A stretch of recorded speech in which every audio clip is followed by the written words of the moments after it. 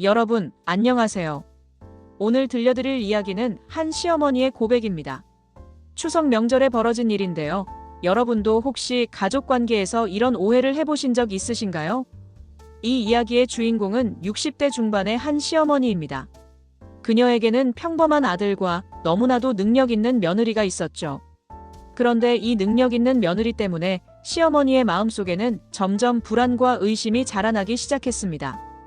과연 무슨 일이 있었던 걸까요? 그리고 이 가족에게는 어떤 반전이 기다리고 있었을까요? 자, 그럼 지금부터 이 흥미진진한 이야기 속으로 함께 들어가 보시겠습니다. 올해도 또 추석이 왔다. 달력을 보며 나는 한숨을 내쉬었다. 예전에는 명절이 그렇게 설레고 기다려졌는데 요즘은 왠지 마음이 무겁기만 하다. 아들 내외가 온다는 연락을 받았을 때도 그랬다. 기쁘면서도 한편으로는 복잡한 감정이 들었다. 특히 며느리를 생각하면 더욱 그랬다. 우리 며느리 지은이 정말 흠잡을 데 없는 사람이다. 얼굴도 예쁘고 성격도 좋고 집안일도 잘하고 게다가 돈도 잘 번다. 대기업 과장의 연봉은 우리 아들보다 거의 2배다. 친구들이 모이면 항상 며느리 자랑이 화제다. 친구들은 늘 부러워한다. 너 정말 복 받았다고. 요즘 같은 세상에 그런 며느리 어디서 구하냐고.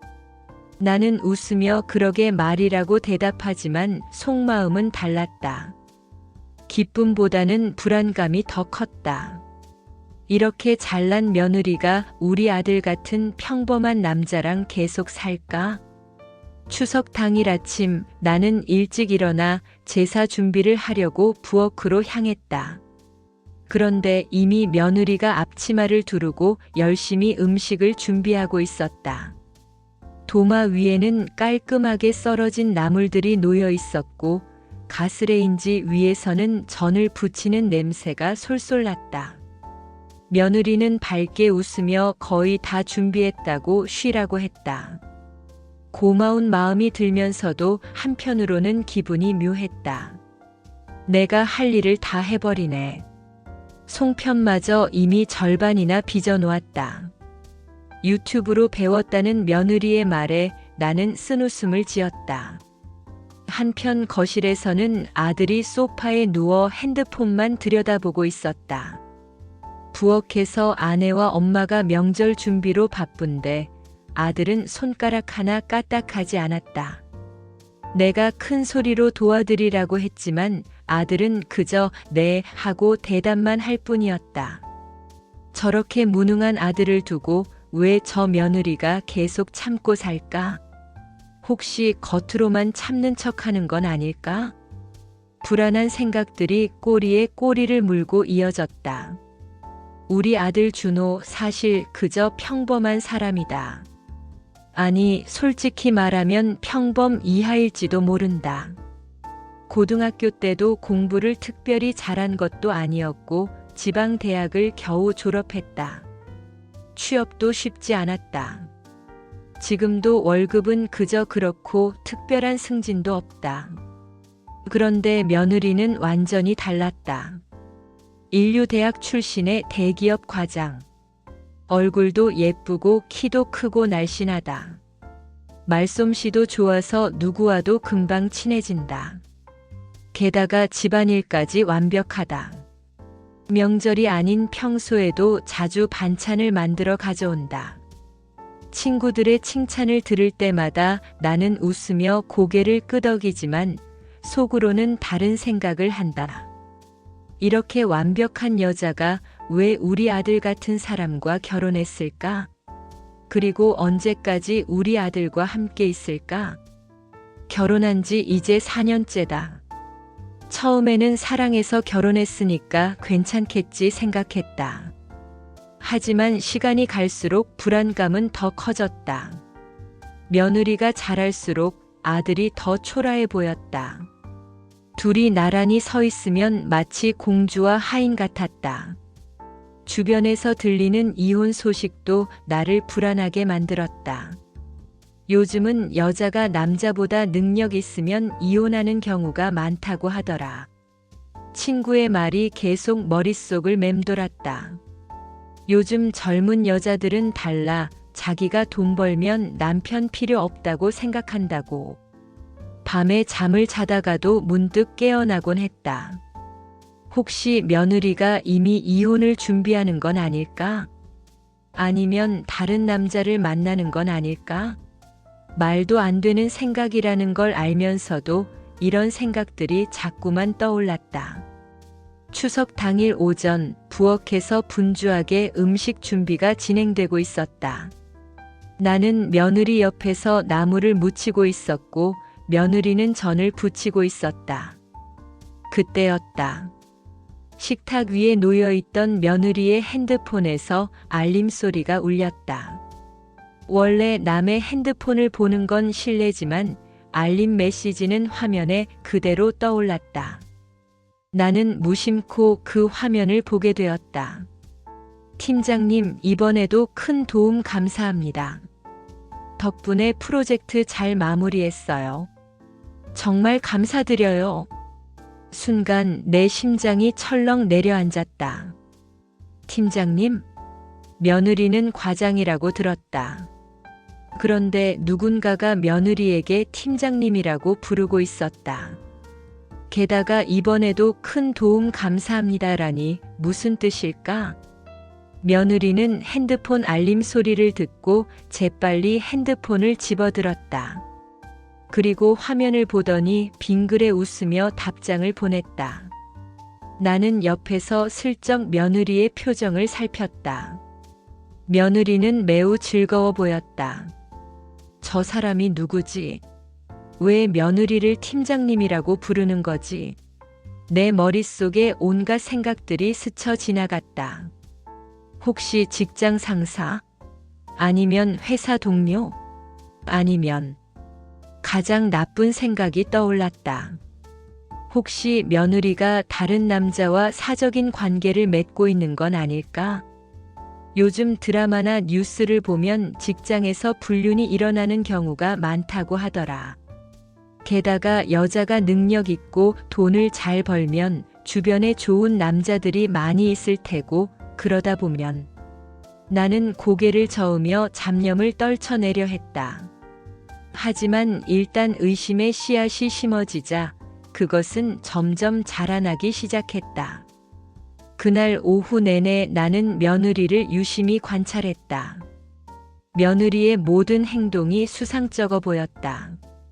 며느리가 핸드폰을 볼 때마다, 웃을 때마다, 화장실에 갈 때마다 의심이 들었다. 저녁 식사 준비를 하면서도 마음이 편치 않았다. 오후 5시쯤 친척들이 하나둘 모여들기 시작했다.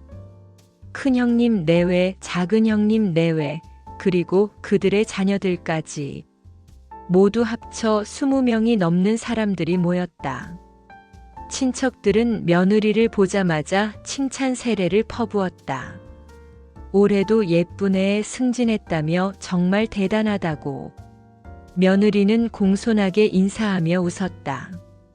반면 우리 아들은 구석에 조용히 앉아 있었다. 누구 하나 아들에게 관심을 보이지 않았다. 저녁 식사가 시작되었다. 상 위에는 며느리가 준비한 음식들이 가득했다. 친척들의 칭찬은 끝이 없었다. 이전 정말 맛있다. 송편도 예술이네. 준호는 정말 복받았다고. 며느리는 겸손하게 어머님이 많이 도와주셨다고 했지만 오히려 그게 더 기분이 이상했다. 마치 나를 위로하는 것 같았다. 식사가 한창일 때였다. 며느리의 핸드폰에서 또 알림 소리가 연속으로 2번 울렸다. 며느리는 잠깐 핸드폰을 확인하더니 미소를 지었다. 나는 그 모습을 놓치지 않았다. 또 그 남자인가? 머릿속에서는 온갖 상상이 펼쳐졌다. 며느리가 회사 상사와 불륜 관계에 있는 건 아닐까? 아니면 이미 이혼을 준비하고 있는 건 아닐까? 혹시 새로운 남자를 만나고 있는 건 아닐까? 상상은 점점 극단으로 치달았다. 밤 9시가 넘어서야 친척들이 하나둘 돌아갔다. 집안은 다시 조용해졌다. 며느리는 또다시 알뜰하게 설거지를 시작했다. 나는 거실에 앉아 있었지만 마음이 편치 않았다. 아들은 이미 방에 들어가 누워 있었다. 명절 내내 핸드폰만 보더니 피곤하다며 먼저 자겠다고 했다. 저 무능한 놈. 아들에 대한 실망감과 며느리에 대한 의심이 뒤섞여 나는 점점 감정이 격해졌다. 나는 결국 부엌으로 들어갔다. 며느리는 설거지를 하면서 핸드폰으로 음악을 듣고 있었다. 내가 며느리를 부르자 놀라서 뒤를 돌아봤다. 며느리는 환하게 웃었다. 하지만 그 웃음이 나에게는 가식으로 보였다.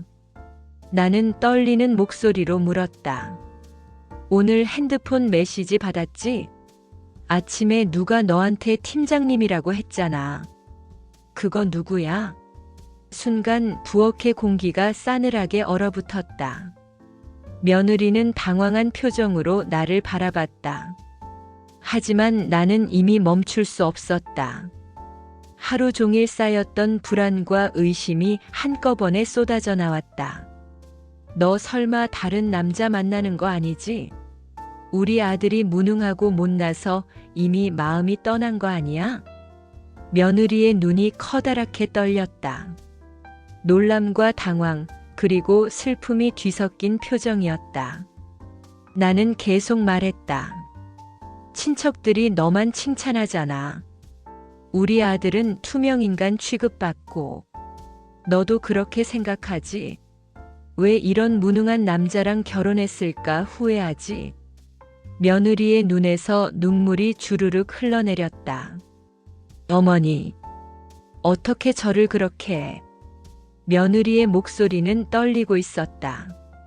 그녀는 잠시 고개를 숙이고 있다가 천천히 주머니에서 핸드폰을 꺼냈다.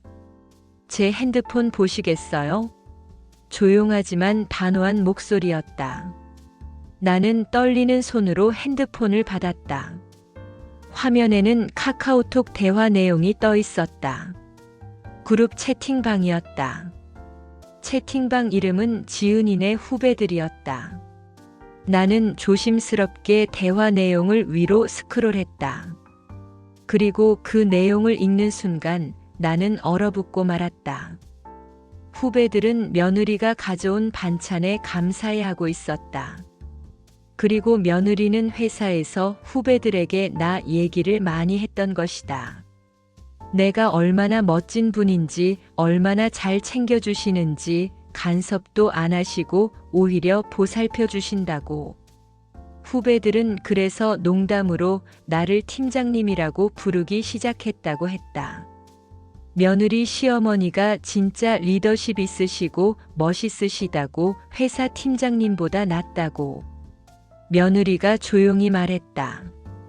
제가 회사에서 후배들한테 어머니 얘기를 많이 했어요.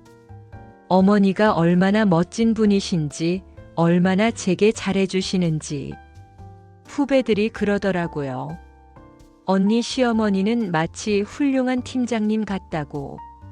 며느리의 목소리가 떨렸다. 그리고 오늘 아침에 온 메시지는 후배가 저한테 보낸 거였어요. 제가 어제 회사 후배한테 어머니가 만들어주신 반찬을 좀 나눠줬거든요. 후배가 정말 맛있게 먹고 감사하다고 보낸 메시지였어요. 나는 더 이상 읽을 수가 없었다. 눈물이 차올라서 화면이 흐려졌다. 며느리는 가방에서 작은 노트를 꺼냈다. 표지에는 시댁 생활 기록이라고 적혀 있었다. 노트를 펼치자 며느리의 필체로 빼곡하게 적힌 글들이 나왔다. 어머니가 쌀을 보내주신 일, 명절 음식 만드는 법을 알려주신 일, 승진했을 때 기뻐해 주신 일, 아플 때 일주일간 간호해 주신 일. 페이지마다 며느리의 감사와 사랑이 담겨 있었다. 며느리는 부엌 식탁에 앉았다. 그리고 고개를 숙인 채 말을 이었다. 제가 준호 오빠랑 결혼하기 전에 주변 사람들이 뭐라고 했는지 아세요? 다들 말렸어요. 너보다 못한 남자랑 왜 결혼하냐? 나중에 후회한다. 너만 손해다. 이런 말들을 정말 많이 들었어요. 며느리의 눈에서 눈물이 계속 흘러내렸다. 하지만 저는 준호 오빠를 선택했어요. 왜냐하면 오빠는 저를 진심으로 사랑해주거든요. 제가 힘들 때 옆에 있어주고, 제가 아플 때 밤새 간호해주고, 제 말을 끝까지 들어주는 사람이에요. 어머니도 마찬가지예요. 어머니는 저를 며느리가 아니라 딸처럼 대해주셨어요. 간섭하지 않으시고 존중해주시고 제 편을 들어주셨어요. 며느리는 눈물을 닦으며 말을 이었다. 준호 오빠는 제게 세상에서 가장 소중한 사람이에요. 오빠 없으면 저는 아무것도 아니에요. 오빠가 저를 사랑해주니까 제가 이렇게 당당하게 살 수 있는 거예요. 그리고 어머니는 제게 친정 어머니보다 더 소중한 분이세요. 정말이에요. 며느리의 고백에 나는 더 이상 참을 수 없었다. 눈물이 주르륵 흘러내렸다. 나는 며느리 앞에 무릎을 꿇었다. 지은아, 미안하다. 정말 미안하다. 며느리는 깜짝 놀라 나를 일으키려 했다. 나는 며느리의 손을 꼭 잡았다. 나는 늘 불안했어. 내가 너무 잘나서, 우리 아들이 너무 평범해서. 언젠가 너는 우리를 떠날 거라고 생각했어. 내가 점점 더 성공할수록 우리 아들은 점점 더 초라해 보였어. 그래서 나는 내가 우리를 무시한다고 생각했어. 다른 남자를 만날 거라고 의심했어. 그때 부엌 문이 열리며 아들 준호가 들어왔다.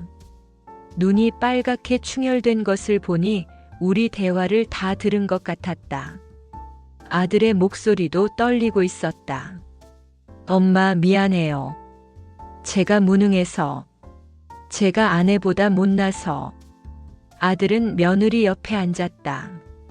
엄마가 불안해하신 거 알아요. 저도 알아요. 제가 아내만 못하다는 거. 저도 매일 생각해요. 나는 내가 얻을 수 있었던 최고의 남자가 아니야. 너는 더 좋은 사람을 만날 수 있었어. 하지만 지은아, 나는 너를 정말 사랑해. 며느리는 아들을 꼭 안았다. 오빠, 나는 오빠가 세상에서 제일 좋아.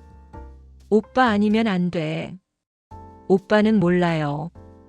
오빠가 나한테 얼마나 큰 의미인지.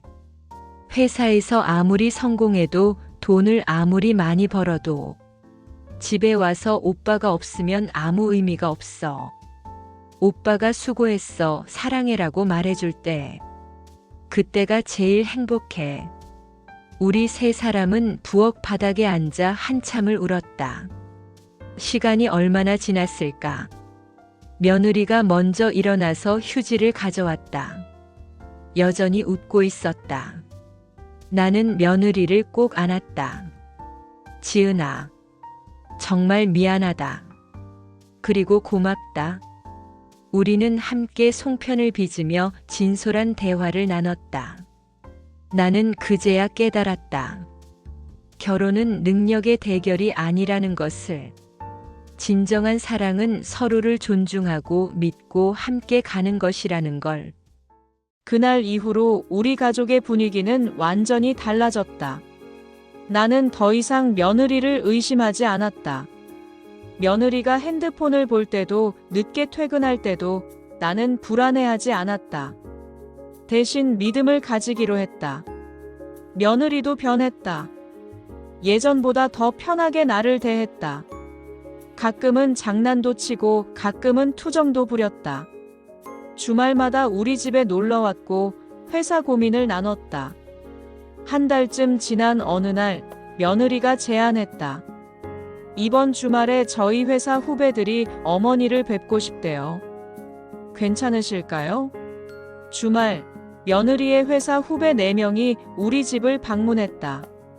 저희가 그 유명한 팀장님이세요? 후배들은 밝게 웃으며 인사했다. 우리는 거실에 둘러앉아 이야기를 나눴다. 후배들은 며느리가 평소에 나를 어떻게 자랑했는지 이야기해 주었다. 어머님 반찬이 정말 맛있다고, 언니가 힘들 때마다 우리 어머니라면 어떻게 하실까 생각한다고. 듣다 보니 며느리가 나를 정말 많이 의지하고 있다는 걸 알 수 있었다. 그날 이후로 나는 정기적으로 반찬을 만들어 며느리에게 보냈다. 며느리는 그것을 회사 후배들과 나눠 먹었다. 어느 날 며느리가 말했다. 저희 후배들이 어머니를 전설의 시어머니라고 불러요. 모두가 꿈꾸는 시어머니래요. 나는 웃었다. 몇 달 전만 해도 며느리를 의심하던 내가 이제는 전설의 시어머니가 되었다니. 6개월 후 며느리가 특별한 소식을 가지고 왔다. 어머니, 저 임신했어요. 순간 나는 숨이 멎는 것 같았다. 정말? 정말이야? 병원에서 확인했어요. 8주 됐대요. 나는 며느리를 꼭 안았다. 눈물이 주르륵 흘러내렸다. 고마워, 지은아. 정말 고마워. 그날 저녁, 우리 가족은 조촐하게 축하 파티를 열었다. 임신 초기 며느리는 입덧으로 고생했다. 나는 며느리가 먹을 수 있는 음식을 찾기 위해 매일 다른 요리를 만들어 보냈다. 미역국, 호박죽, 과일. 하나하나 시도해봤다. 매실차는 마실 수 있다며 며느리가 고마워했다. 며느리가 출산 휴가를 일찍 쓰자 우리는 더 많은 시간을 함께 보내게 되었다. 매일 오후 동네를 산책했다. 며느리의 배가 조금씩 불러오는 게 보였다. 우리 손주가 자라고 있구나. 나는 며느리의 배에 손을 얹고 말했다. 우리 아가 할미다. 건강하게 자라야 해. 우리는 함께 태교 음악도 들었고 아기 옷도 사러 갔다. 며느리는 분홍색 원피스를 들고 행복한 얼굴로 웃었다. 우리 서연이 입으면 천사겠다고 내가 말하자 며느리는 헤헤 웃었다. 임신 5개월째 병원에서 성별을 알 수 있는 날이 왔다. 건강한 딸이라는 의사의 말에 며느리의 눈에서 눈물이 쏟아졌다. 어머니, 딸이래요. 딸. 나도 눈물을 참을 수 없었다. 그래. 우리 손녀가 공주님이구나. 그날 저녁 온 가족이 모여 아기 이름을 의논했다. 며느리가 말했다. 어머니, 이름도 어머니가 지어주세요. 나는 며칠 밤을 고민한 끝에 이름을 정했다. 서연은 어때? 기쁨이 이어진다는 뜻이야. 며느리의 얼굴이 환해졌다. 와, 서연. 정말 예쁜 이름이에요. 출산 예정일 3일 전 새벽 며느리의 비명소리에 나는 잠에서 깼다. 어머니, 아파요. 배가 진통이었다. 우리는 서둘러 병원으로 향했다. 차 안에서 며느리는 계속 진통에 시달렸다. 어머니, 너무 아파요. 나는 며느리의 손을 꼭 잡았다. 조금만 참아, 지은아. 곧 병원 도착해. 4시간의 진통 끝에 드디어 아기 울음소리가 들렸다. 으앙, 으앙. 잠시 후 간호사가 나왔다. 축하드립니다. 3.2kg의 건강한 여자아기입니다. 나는 그 자리에 주저앉아 울었다. 너무 기뻐서, 너무 안도해서. 30분 후 회복실에서 며느리를 만날 수 있었다. 며느리는 피곤해 보였지만 환하게 웃고 있었다. 옆에는 작고 빨간 아기가 잠들어 있었다. 어머니, 우리 서연이에요. 나는 조심스럽게 서연이를 안았다. 놀라울 정도로 가볍고 작았다. 서연아, 우리 손주야. 할미한테 와줘서 고마워. 눈물이 뚝뚝 떨어졌다. 산후조리원 2주 동안 나는 매일 며느리와 서연이를 찾아갔다. 퇴소 후 며느리는 우리 집에서 한 달간 지내기로 했다. 어머니 옆에 있으면 마음이 편해요. 친정 엄마보다 어머니가 더 좋아요. 신생아를 돌보는 일은 정말 힘들었다. 서연이는 2-3시간마다 깼다. 수유하고 기저귀 갈고 다시 재우고. 밤에 서연이가 울면 내가 안아서 달랬다. 자장자장, 우리 서연이. 할미가 있잖아. 울지 마. 30분쯤 지나면 서연이가 조금씩 진정되어 잠들었다. 며느리는 모유 수유를 고집했다. 힘들어도 절대 포기하지 않았다. 아들 준호도 적극적으로 육아에 참여했다. 퇴근하면 바로 서연이를 안았다. 서연아, 아빠 왔어. 기저귀도 갈고 목욕도 시켰다. 나는 아들의 성장한 모습에 뿌듯했다. 서연이가 100일이 되었다. 우리는 집에서 소박하게 100일상을 차렸다. 친척들이 모였고 모두가 서연이를 보며 감탄했다. 한복을 입은 서연이는 정말 공주님 같았다. 우리 5명이 함께 가족 사진을 찍었다. 행복한 순간이었다. 서연이가 돌이 지나자 며느리는 회사에 복직했고 나는 서연이를 돌보게 되었다. 매일 아침 며느리가 서연이를 데려오면 나와 서연이의 특별한 시간이 시작되었다.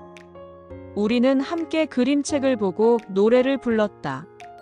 서연이는 박수를 치며 좋아했다. 짝짝짝. 저녁이 되면 며느리가 서연이를 데리러 왔다. 어머니, 오늘 서연이 어땠어요? 오늘 처음으로 할미라고 했어. 우리는 서연이의 작은 성장 하나하나에 기뻐했다.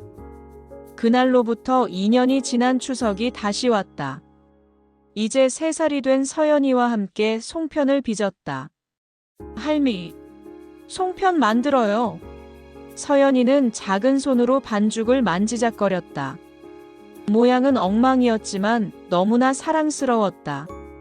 며느리가 나를 보며 말했다. 어머니, 2년 전 기억나세요? 그럼. 어떻게 잊겠니? 그때 정말 많이 놀랐어요. 미안해, 지은아. 내가 너무 어리석었어. 아니에요, 어머니. 오히려 그 일이 있어서 우리가 더 가까워진 것 같아요. 며느리는 내 손을 꼭 잡았다. 어머니, 제가 정말 감사한 게 어머니는 잘못을 인정하실 줄 아시잖아요. 그게 정말 대단한 거예요. 친척들이 모였을 때 분위기는 완전히 달랐다. 아들도 인정받았고 가족 모두가 함께 빛났다. 큰형님이 말했다. 준호네 가족 정말 보기 좋다. 서로 아끼는 게 눈에 보여. 나는 우리 가족을 둘러봤다. 며느리, 아들, 그리고 서연이. 우리가 진짜 가족이 됐구나. 밤에 며느리는 나에게 편지를 건넸다. 제가 어머니한테 쓴 편지예요. 꼭 읽어주세요. 편지에는 며느리의 진심이 담겨 있었다. 2년 전 그날 슬펐지만 이해했다고, 어머니 덕분에 자신이 당당할 수 있다고 친정. 어머니보다 더 소중하다고, 평생 딸로 살고 싶다고. 나는 한참을 울었다. 며느리가, 아니, 내 딸이 이렇게 나를 생각해주고 있었다니. 우리는 부엌에서 한참을 껴안고 울었다. 창밖으로 보름달이 환하게 빛나고 있었다. 우리는 나란히 서서 달을 바라봤다. 어머니, 저 진짜 행복해요. 이 가족이 정말 좋아요. 나도 행복해, 지은아. 너희들 덕분에. 3년이 지난 지금 서연이는 5살이 되었다. 며느리는 부장으로 승진했고 아들도 회사에서 인정받기 시작했다. 나는 이제 정말로 행복하다. 더 이상 불안하지도 의심하지도 않는다. 그날의 일을 통해 나는 많은 것을 깨달았다.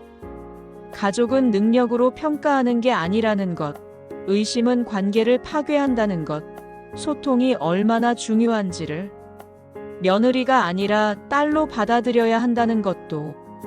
나는 며느리에게 편지를 썼다. 혈연으로 연결되지 않았지만 마음으로 연결된 진짜 딸이라고, 너희들이 나를 변화시켜 주었다고, 영원히 응원하겠다고. 요즘 나는 동네 친구들에게 이 이야기를 종종 들려준다. 나도 예전에는 며느리가 불안했어. 너무 잘나서 우리 아들을 떠날까봐. 그래서 의심했지. 오해했지. 그리고 큰 실수를 했어. 그 다음엔 진실을 알았지. 며느리는 나를 정말로 사랑하고 있었고, 우리 아들을 진심으로 사랑하고 있었어. 친구들은 내 이야기를 들으며 고개를 끄덕인다. 우리도 반성해야겠네. 그래. 며느리를 의심하지 말고 믿어주는 게 중요해. 며느리가 능력이 있다면 그건 우리 아들에게도 좋은 거야. 그리고 며느리를 경쟁자로 보지 말고 동료로 봐야 해. 우리는 모두 한 팀이야. 지금 이 순간 며느리는 부엌에서 저녁을 준비하고 있다. 서연이는 내 옆에서 색칠 공부를 하고 있다.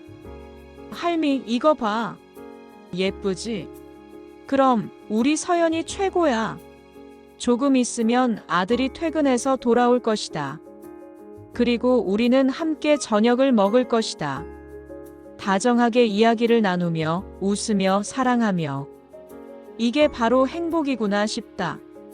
여러분, 긴 이야기를 들어주셔서 감사합니다. 이 이야기는 우리 모두의 이야기입니다. 우리는 때때로 사랑하는 사람들을 의심합니다. 하지만 대부분의 오해는 소통 부족에서 비롯됩니다. 궁금한 게 있으면 물어보세요. 오해가 생기면 빨리 풀어보세요. 마음속에 있는 말은 표현하세요. 그리고 무엇보다 중요한 것은 믿음입니다. 가족을 믿으세요. 당신의 며느리를, 당신의 아들을, 당신의 시어머니를. 능력이나 외모나 돈으로 사람을 평가하지 마세요. 가족은 그런 게 아니니까요. 가족은 함께 웃고, 함께 울고, 함께 성장하는 사람들입니다. 서로 다를 수 있습니다. 생각이 다르고 방식이 다를 수 있습니다. 하지만 그 차이를 인정하고 존중할 때 우리는 진짜 가족이 될 수 있습니다. 이 이야기를 통해 배울 수 있는 교훈이 있습니다. 의심은 독과 같습니다. 작은 의심도 계속 키우면 관계를 파괴할 수 있습니다. 의심이 들 때 상상하지 말고 물어보세요. 비교는 불행의 시작입니다. 사람은 비교의 대상이 아닙니다. 중요한 건 능력의 높낮이가 아니라 서로를 존중하고 사랑하는 마음입니다. 진심은 결국 전해집니다. 우리가 누군가를 진심으로 대할 때 그 마음은 반드시 전해집니다. 화해는 언제나 가능합니다. 관계가 틀어졌다고 해서 끝이 아닙니다. 진심으로 사과하고 진심으로 용서한다면 관계는 다시 회복될 수 있습니다. 가족은 피로 연결된 사람들이 아닙니다. 가족은 서로를 선택하고 사랑하고 함께 성장하는 사람들입니다. 혈연보다 중요한 건 마음입니다. 오늘 집에 돌아가시면 가족들을 꼭 안아주세요. 그리고 말해주세요. 사랑한다고, 고맙다고, 미안하다고. 그 한마디가 여러분의 가족을 더욱 단단하게 만들 겁니다. 여러분 모두 행복한 가족 되시기를 진심으로 기원합니다. 다음 영상에서 또 만나요.